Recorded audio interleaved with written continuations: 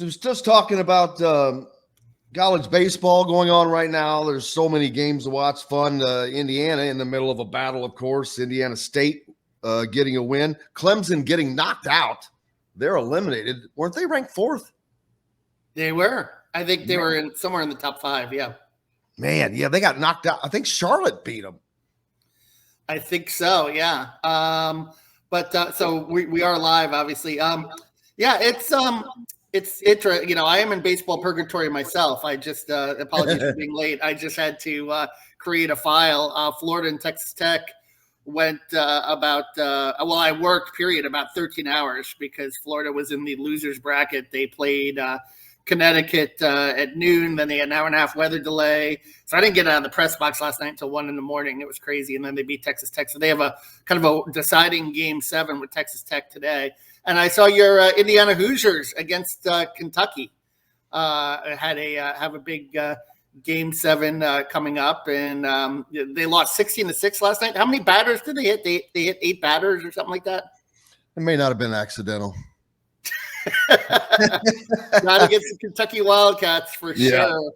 Postseason baseball, it's a lot of fun, this time of year when teams can advance and the ping of the aluminum bats. And Florida's had some pretty good crowds down here. They've had 7,000-8,000 at their new ballpark that they opened 2 or 3 years ago. It's a beautiful ballpark down here, the team has given the fans something to cheer about down here. Yeah, I saw that the Gators were hanging in there. Now, did they win their regional or do they have a game to play? No, they have a game to play today at noon. It's going to be on ESPNU. They lost Saturday night, 5-4 to Texas Tech. So they had to go through the losers bracket. They beat UConn 8-2. No sign of Danny Hurley in the stands. And then they beat Texas Tech last night 7-1. So deciding game 7 today. But it's, they're trying to get back to the Super Regionals College World Series for the first time since 2018. They've had a little drought here. And this is a very talented team for Florida. Wyatt Langford is a guy who's probably going to go in the top 5 in the Major League Baseball draft. They have him projected to go 3 to the Detroit Tigers. And they also have a couple of pitchers, Herschel Waldrop and Brandon Sprode, who are projected first-round draft picks. I mean, they were SEC co-champs with Arkansas, so this is, it would be a disappointment if they didn't get out of regionals today, but we will see how it goes. So how are you enjoying Cape Coral? Just working away like always, staying with it. Just a different location is all. Doing it. Yeah, I thought you would be down in Lexington, but I guess you'd have trouble getting hotel rooms right down there or something like that. Or? You would have had to stay in Louisville. I know that your replacement, Todd, was covering that regional, and he got a hotel room in Middletown, which is eastern Louisville, to cover that. But that's only a 45-minute drive, so that's no big deal. But yeah, I would have liked to have been there, but it just didn't work out. We'll be watching it though. Is that game 7, as you called it today? Winner take all, baby, to move on to the Super Regionals, and that would only be Indiana's second Super Regional ever if they're able to get that done. So it'll be interesting to see. They're very young, but they're very talented, man. They've just got a lot of young talent. Hey, I noticed this. The Indiana State are hosting a regional, and somebody pointed out this to me. They have a graveyard beyond the left field fence there in Terre Haute. I didn't notice it. Yeah. It's kind of like where foul balls go to die, intended. But if you look at their baseball stadium, there's a bunch of tombstones beyond the left field seats up there. I would play that up. I would say that those are all the tombstones of the teams that we've beaten. Yeah, why not? And it's so funny too. Baseball is one of those sports where. Or Indiana State is not a school you see that does a lot in big-time sports usually. But there's another one that is in further more mind-boggling. Dallas Baptist. Yes. Dallas Baptist. Yep. Can you imagine Dallas Baptist making the Final Four in basketball? No, you can't. Neither can I. But we had Florida Atlantic, that was kind of like that. Maybe. Yep. Yeah, I mean, basketball, school. it's changed. It's definitely changed. Basketball's had a few commuter schools over the years that have done well. And Jackson, you go back to the 70s with Jacksonville, right? That Artis Gilmore team. Artis Small Gilmore schools. played for the Kentucky Colonels. Yeah. In the old ABA. Yep. San Diego State is kind of they're getting to be a bigger school, but they made the finals. And you just can't do that in football. You can do it in basketball, and Yeah, and basketball is really changing with NIL. It's like we said, we saw these different teams that just made that a crazy tournament last year. So I think that's going to continue. There's just too much change. And so with getting to the Final Four taking so much luck as well as talent, boy, that's just really going to shake it up so much, I think. It's obviously it's a, one and done sport too. So, if you have a bad day, if baseball were one and done, Florida would be eliminated right now, right? And then if baseball was one and done in Indiana's regional, Indiana would be moving on against Kentucky instead of having to play a deciding game today. So it's kind of, I think that's what makes basketball unique, is that if you have one bad day, you're kaput, you're through. I saw this too. I saw that last night about Iowa tying a record with 10 hits back. It must be something about Indiana State. Yeah. Iowa hit 10. Yeah. Indiana. Iowa hit 10 and Indiana hit 8 yesterday. I don't know what's going on in the Big Ten. They just,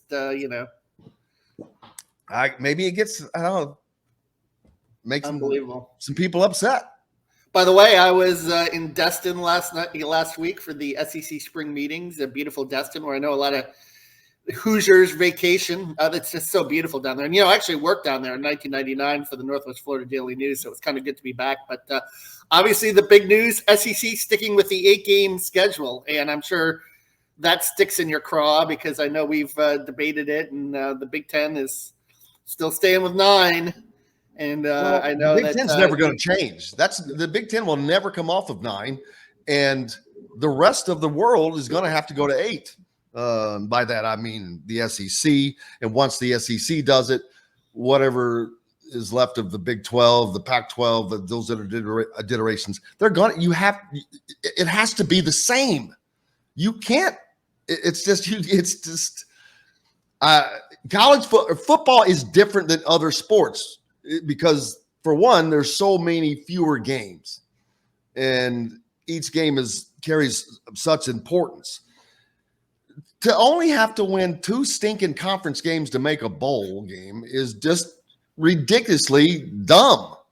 And then on top of that, what is the point of having 1,000 teams in your conference if you're only playing 2/3 of your schedule as conference games?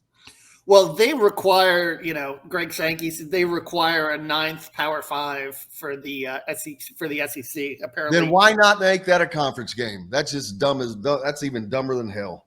Because the SEC is the toughest conference in America, according to, and I think some of those teams. But the main driving force behind this, Jim, is money. I mean, the Big Ten has a better TV deal. Yep. And the SEC wants more money from ESPN. And in this cord-cutting era, ESPN is not in a position at this time to give the SEC more money. They just laid off a bunch of employees. They're in not the greatest financial straits. So I think they're holding out for a better TV deal. So this is just a temporary – apparently this is 2024. They're not doing permanent rivals, by the way, but they're having a scheduling show on June 14th. So if there are any SEC fans out there that want to see what the schedule is going to be for 2024, tune in. They turn it into a TV show. The Big Ten Network should do that, right? They kind of do that, right? Where they roll out the schedules and so forth. And I'm sure it's pretty successful.